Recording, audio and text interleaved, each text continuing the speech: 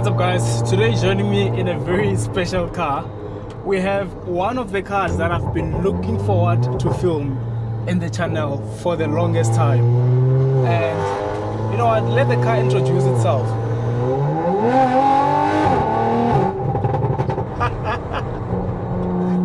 Oh man, we are driving the Audi RS4 Avant. I don't think it's even necessary these days to say which RS4 it is because they are all wagons, as you know that on the B9s or from the B8 these masterpieces have been coming with only as wagons.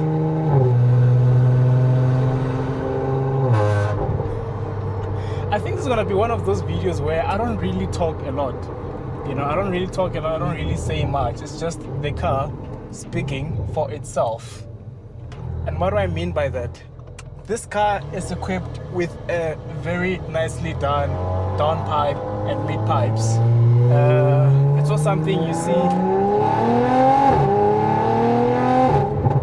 It's not something you see a lot of people doing these days with these cars. But the real enthusiasts who started in the Golfs, the RS3s, the 7Rs, the S3s, and all those cars coming up, when they get to these cars, they can't help but want to touch them as well. And these are the results. Oh man. So just a quick introduction. This is a B9 facelift RS4 pushing out 331 kilowatts and 600 Newton meters of torque, meaning that as big as the wagon is, it can accelerate from 0 to 100 in just 4.1 seconds. I think that's insane. That is crazy, you know. So now I want to make it a bit more alive.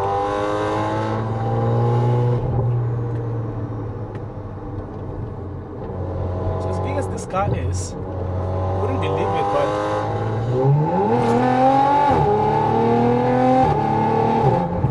I'm able to navigate these corners with such an ease, because obviously when you go to RS versions of any of these cars, you get better suspension, you get a better engine overall, which is better tuned, meaning that it's only built to go fast. If you want speed and you want a bit of comfort, then you would opt for the S line. But as soon as you choose the RS, things get a bit serious at this point. You know, it's all about how quickly can you go around a corner, how quickly can you accelerate from 0 to 100, and how quickly can you go from home to the grocery shop with your family and groceries at the back. And that's what it's all about, because at which world would you think that a wagon as big as this one would need this much power? A car that would only be meant for a family to commute, you know. So it's only for people who I would say are a bit of a hooligans, because there's no way, you don't need this. But anyway, Audi made it, and there's people who said and looked at this and said, this is perfect, I need one of those.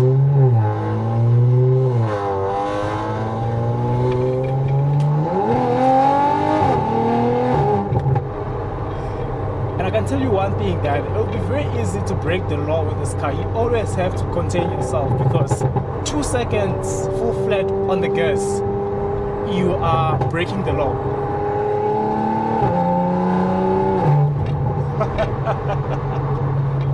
Oh man.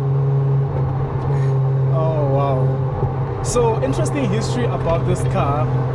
It's actually I don't know if you say a descendant or it came from the Audi RS2. That was the original, maybe the Avant.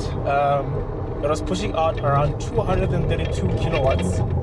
And this was like 1996 or 1994, and you can tell that it was a bit on the olden ages or the olden days, but Audi, okay, I didn't see that L.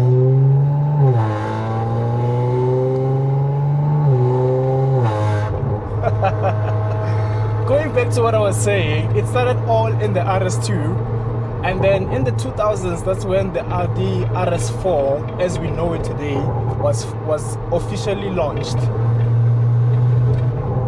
So when they launched it, it was the B5 from 1999 to about 2001, and then they skipped the B6 and they went straight to the B7. And on the B7, that's when most enthusiasts would say they prefer that version of the RS4 because it had the almighty V8. This was when every family car had a V8.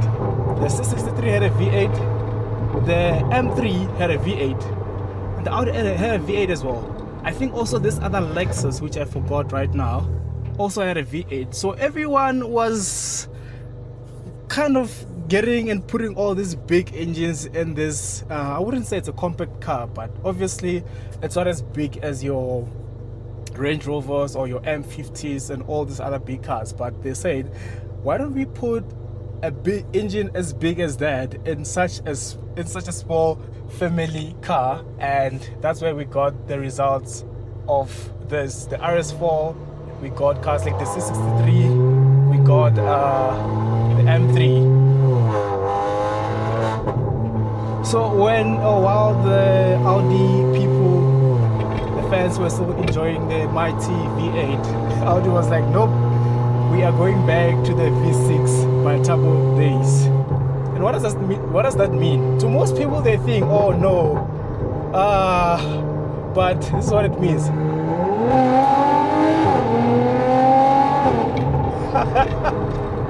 You know what? I'm mad, but I'm not mad at it. You know, I don't really hate this whole idea of the V6 because it sounds amazing. It sounds amazing. It sounds spectacular, especially now that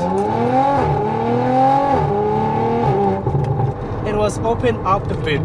It has been shown love, and it's one of the best sounding Avants out there.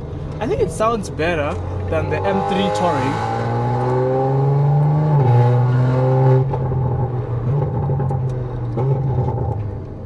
Oh man, I'm actually in love with this car. I hope it resonates how I'm enjoying the car. I hope it shows on the camera as well. This is one of the, well, I wouldn't say it makes sense like I said before, but it's one of those cars that when you get on the road, it has so much presence and it's very well respected everywhere you go within the car communities. You know, there's this thing in the car community where people are more like M cars. They're like, oh, I'm an AMG guy. But there's certain cars that, if you're a car guy, you have no reason but to like it. You know, it's a beautiful car as is, and there's no reason to hate such a car. So I'm just gonna keep it quiet a bit, and we're gonna do the round bag, and let's just enjoy the almighty B9.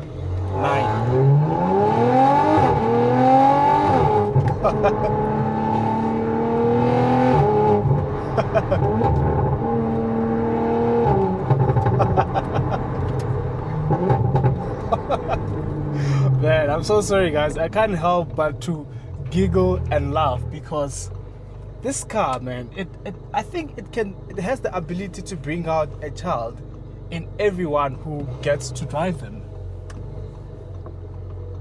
Are they all turning? Okay, turning radius is very decent, which is what you would expect in a car this big.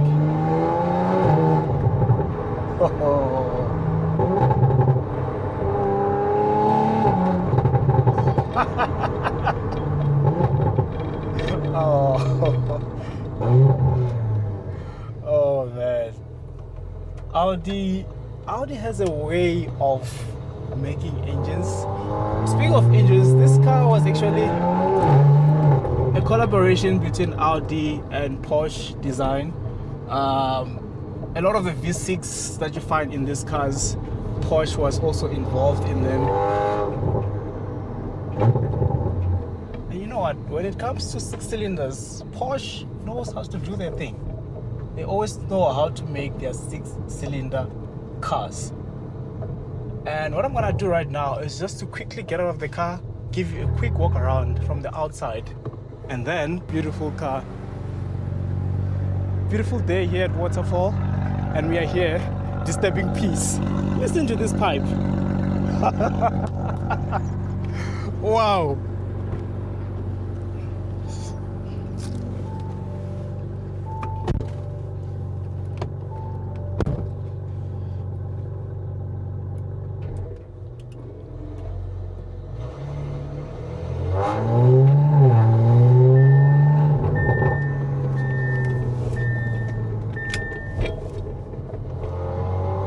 There's a whole lot of talk about going electric, going hybrid.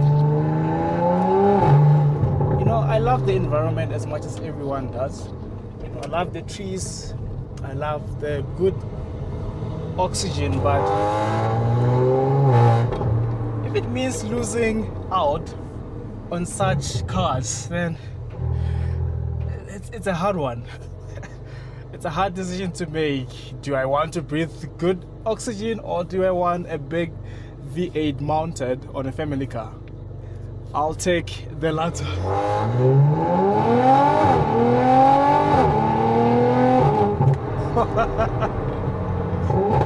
Please give me the latter, man.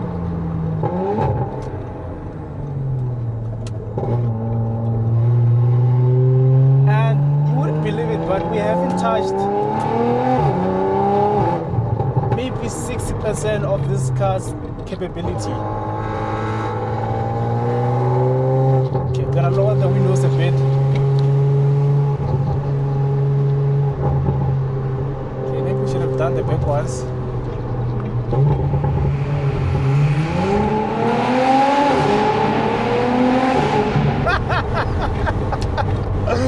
Wow. This guy is a menace, man. This guy is a menace. There's no way. There's no way. This car is unbelievable. And this one is equipped with everything you can think of. I see the heads-up display. You get the Alcantara steering wheel, which I must say, it's very comfortable and confidence-inspiring when you're driving. Although you need to be a very neat person. Like, this is well taken care of. This car is maybe 2 years old, but you can see that it's still in a very good condition. And this is one of the tricky things with owning a car with an Alcantara steering wheel, because probably have Maguinya, and then the next thing, the whole steering wheel is molded up. You have the nice seats, and oh, time to go. There's these things here in Waterfall that I don't really appreciate very much, because they are quite much. Well, unless you're driving a Suzuki Carry.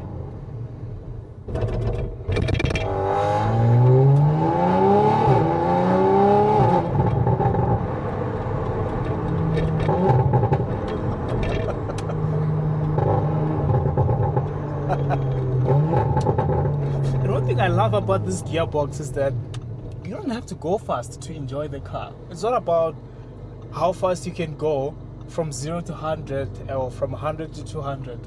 Just commuting from getting grocery from Mall of Africa and then you're going to your house, you can definitely get the most out of this car without doing a lot.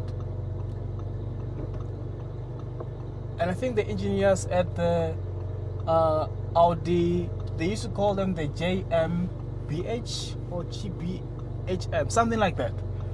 When it all started, they knew what they were doing.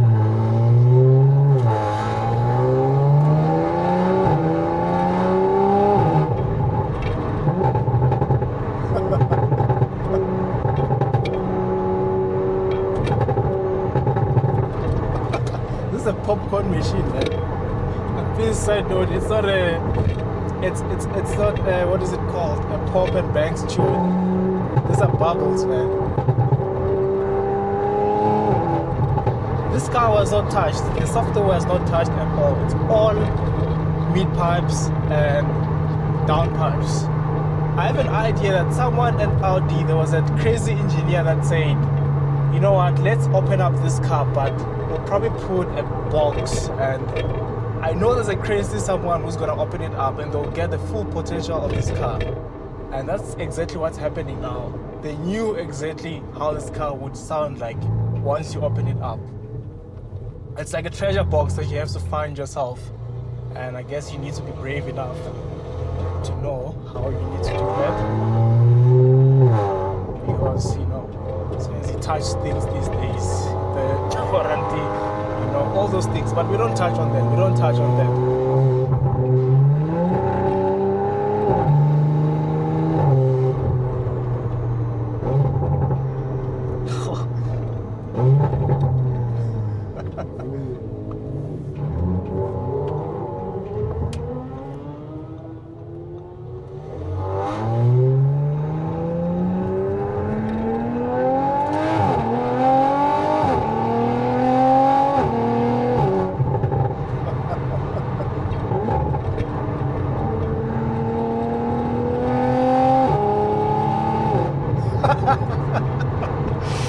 This is symphony, man. This is something that Hans Zimmerman probably said somewhere in Germany with the Audi designers, and they created this masterpiece. This is pure symphony. This is pure cinema. Oh man. To think this is a machine that one would commute with every day to the office. You know, heck man, it's fine. I just got 50 Outlook messages or emails in a day, and probably had HR give me a notice for I don't know what, but at least I get to drive this on my way home.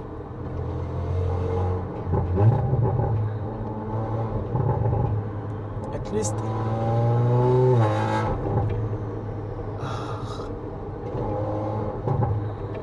and huge props to the people who made this downpipe, because wow, wow man, they are mad scientists, because it has this tone. I think many people will be familiar with it from the Audi RS3. It's kind of a raspy tone, especially on the Miltech exhausts, and this car does that flawlessly. One would almost say, why is it like this? Is it broken? No, it's how it's supposed to be. Okay, we're not gonna try that. But this exhaust, man. Ish.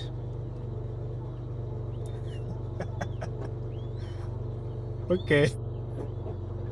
If I had to describe how I feel about this car, then maybe these guys are doing it in a much better way. It's just a pity I don't have anything right now on me. But yeah, I always feel bad, by the way, to be in front and be the guy to say I don't have it. But I don't have it, man. I don't have it at all.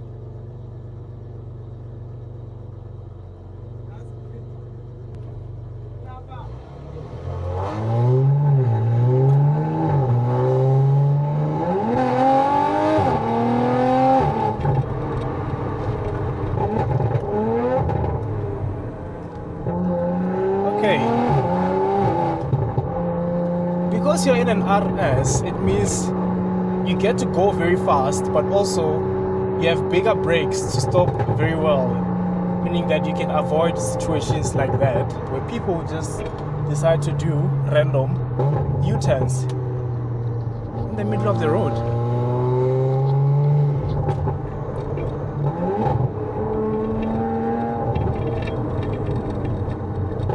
You know, for an RS, this suspension, it's forgiving. It doesn't punish you very much. I'm on RS mode now, the highest performance mode, but it still feels very comfortable. I don't mind it at all.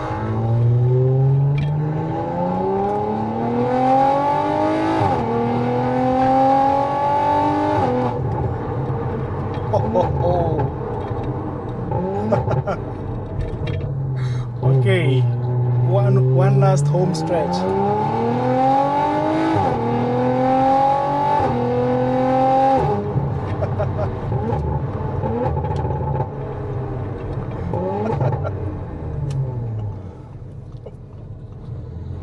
Wow.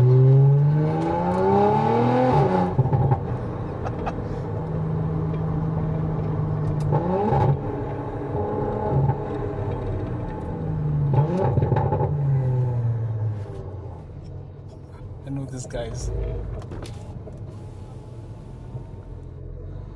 Ow! How's it, bro? Okay, this cab was dribbling me. I'm losing aura by the minute.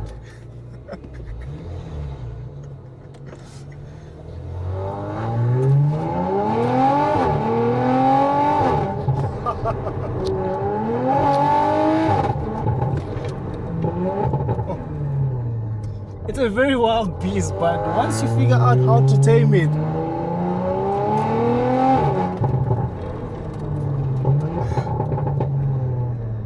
oh man. That is it, guys. This is all I have to say.